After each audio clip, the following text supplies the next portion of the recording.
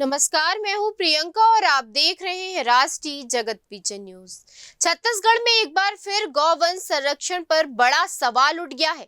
पूर्ववर्ती सरकार की गौठान योजना बंद होने के बाद अब प्रदेश के कई जिलों में गौवंशों की लगातार मौतें सामने आ रही हैं। स्थिति है गाय का, देखो निर्मम स्थिति, मृत अवस्था में है। कुछ छड़ के ऐसा लग रहा है कि लोगों को प्राण निकलने वाला है। 15 से 20 पूरा लाश बिछड़ा हुआ है। ये देखो ऐसी स्थिति है, ऐसा लग रहा है कि जानो मानो यही के गांव वाले मार के साइड में फेंके हुए हैं।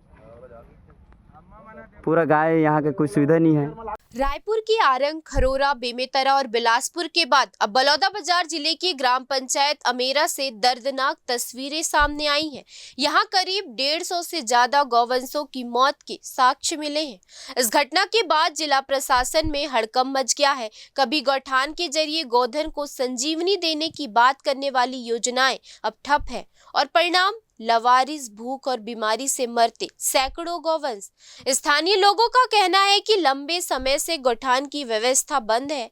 ना तो चारा उपलब्ध कराया गया, ना ही स्वास्थ्य जांच या देखरेख की कोई व्यवस्था बची है।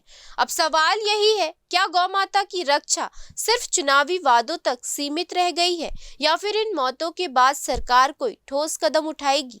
फिलहाल इस खबर में इतना ही। देश प्रदेश की खबरों से अपडेटेड रहने के लिए हमारे चैनल को सब्सक्राइब करें और नए खबरों के नोटिफिकेशन के लिए बेल आइकॉन जरूर दबाएं। नमस्कार।